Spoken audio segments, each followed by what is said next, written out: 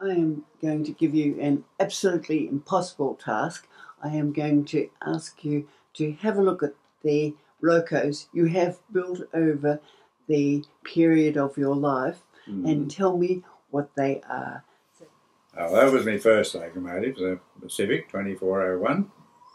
I was building that when I joined the club, which I found the club at one of the machinery fairs at the exhibition ground many years ago. That's how I got in touch with the club.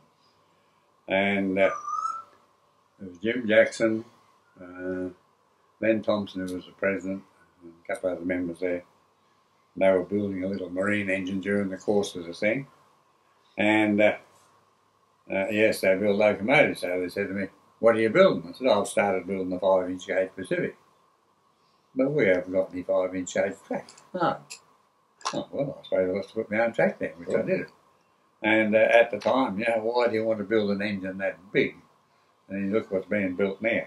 But anyway, that was the first one. It was pretty much just a freelance design, and it turned out quite a successful engine. I do say so myself.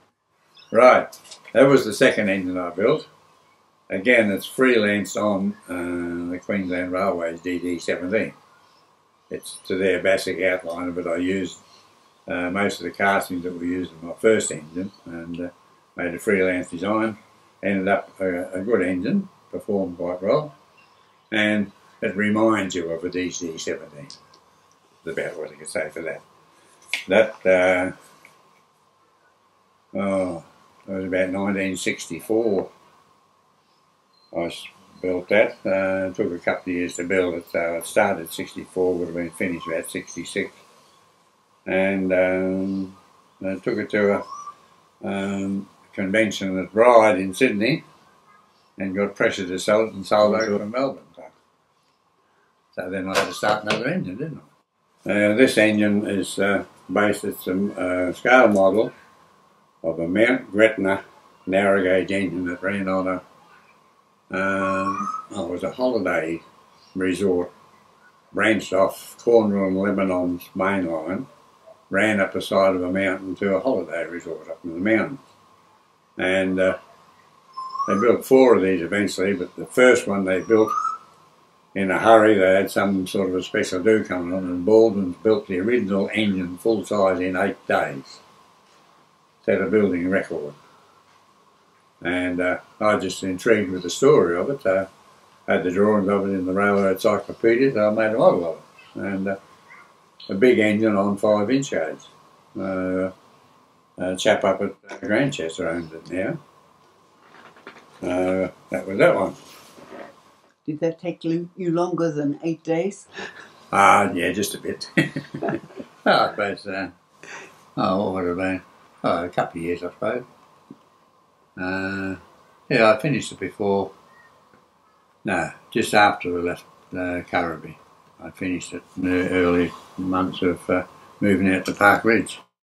This one is a photograph. It's a 7 1/4 gauge engine.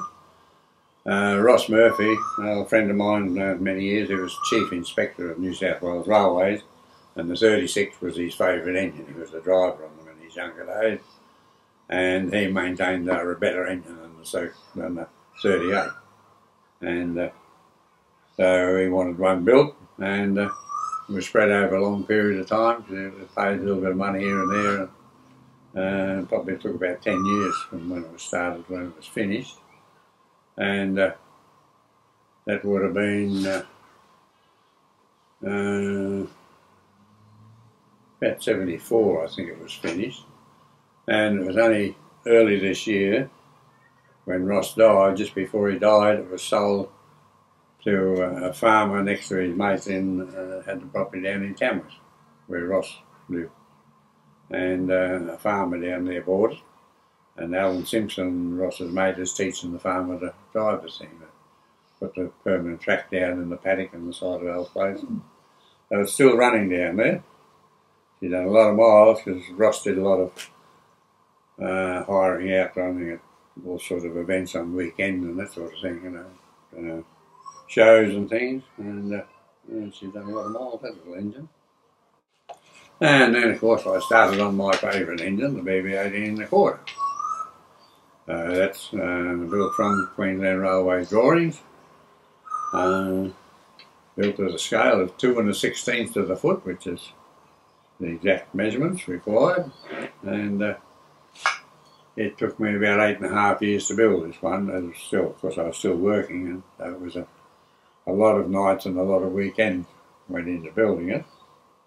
And I probably put more effort into that than any of the other small engines. As being a Queensland engine, everybody up here knew what it looked like. So if you made anything that was wrong, there was plenty of them around to tell you that it was wrong. So you had to stick to the drawing as much as you could.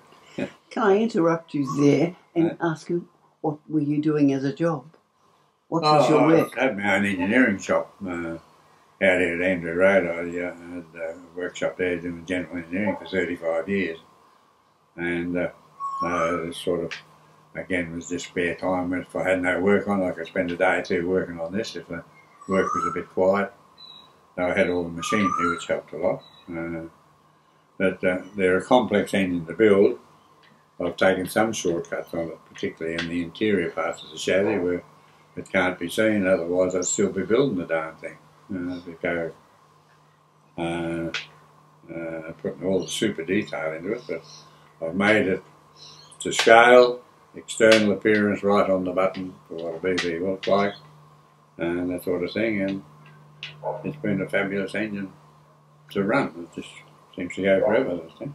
You don't always build them all exactly to scale, I gather from that. Well, no, most of the engines I build are freelance design, so that you've got a bit of liberty that way, because if it's a freelance engine, nobody else has built one, nobody's around to criticise the bits you've done differently or anything like that. So whereas this thing, everybody in Queensland that's involved in the hobby knows what a BB looks like. You can't take too many shortcuts on it. You've got to be accountable to your peers. Yes, definitely. Yes, they don't mind criticising if you do the wrong thing. Gary Fuller, he lived down the coast. He was a scrap metal merchant, had his own business, he used to melt down aluminium scrap into ingots and supply it to foundries and all that sort of stuff. He had it built for his son, who was about 15 or 16 and a very troublesome boy.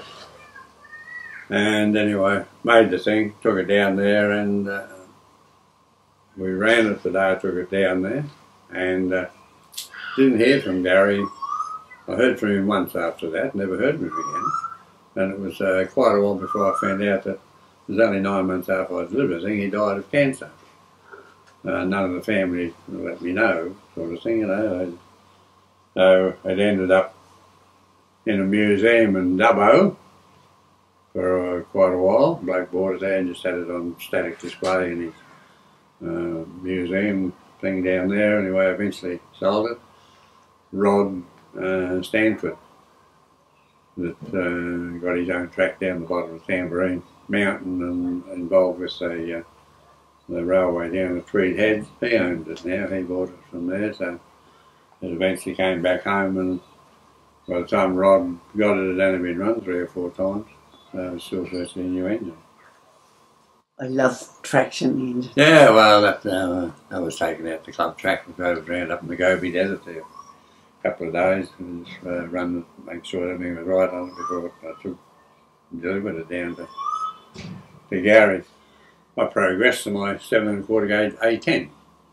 Dick McKenna and I built one each at the same time. So between us we made the patterns and we worked together on them. Dick would make a heap of bits and pieces for the suspension, and I'd bought the cylinders, and so it went on. We ended up with 2 very nice engines. They were scaled, they both ran well. Both of them are now in Toowoomba. I sold mine to a doctor up there, Craig Russell, a chap I'd known for years. He started the railway out at John Darien, he's the president there, and Dick McKenna ended up, Dick's 94, 95 now, and nearly blind. He gave his engine to one of his grandsons, who lives in Toowoomba and has now joined the club out of John Darien. He's only 14 or 15, but the blokes out there are teaching him to drive, I think. They're both the A10 now running out there at John Darien. Now this is a 5-inch gauge engine, which I still own. It's a Fowler cane loco.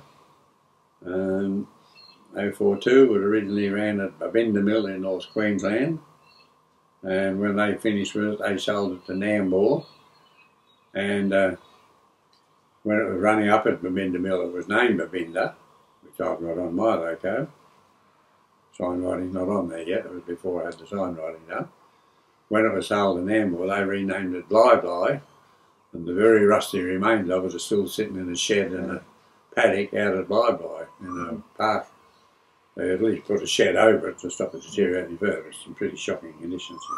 Never go again, of course, but that was that one. I still own that engine. That's my engine I keep for visiting other clubs that I've got it in the trailer.